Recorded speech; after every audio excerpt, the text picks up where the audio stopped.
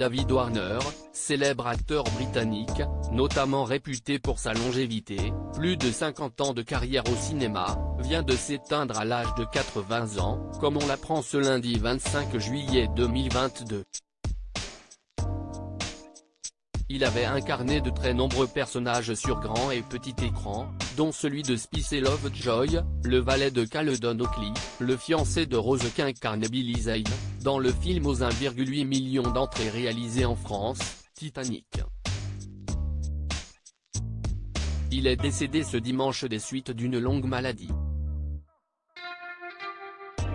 Il a tourné pour de grands réalisateurs au cinéma, que ce soit pour Sidney Lumet en 1968 dans La Mouette, pour Volker Schlondorf dans Michael Colas, Le Rebelle en 1969, pour Sam Peckinpah dans Les Chiens de paille en 1971, pour Joseph Losey dans Maison de poupée en 1973 ou encore pour Arthur Hillé dans Morsure en 1979.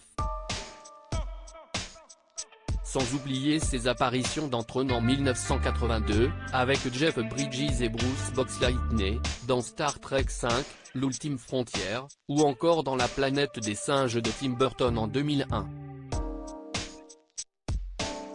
Grand amateur de théâtre côté série, il jouait le nazi Reinhard Heydrich dans Holocauste ainsi que le sénateur Romain Pomponiu Falco dans Masada, où sa prestation fut récompensée par un Emmy Award du meilleur second rôle.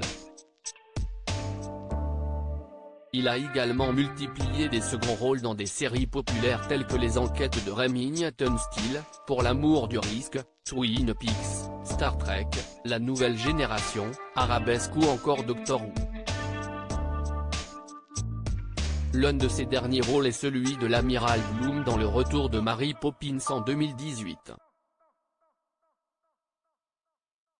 Mais il a aussi déjà décroché des premiers rôles au cinéma. Notamment pour le film d'aventure Tom Jones, De l'alcôve à la potence en 1963 ainsi que pour Morgan 3 ans plus tard. Il aimait le théâtre, une passion qui remonte jusqu'à son adolescence et son inscription à la Royal Academy of Dramatic Art. Une époque durant laquelle il aura enchaîné les prestations scéniques, principalement dans le registre classique. Une carrière très riche donc, pour ce très grand acteur, qui vient donc de plonger le cinéma britannique en plein deuil.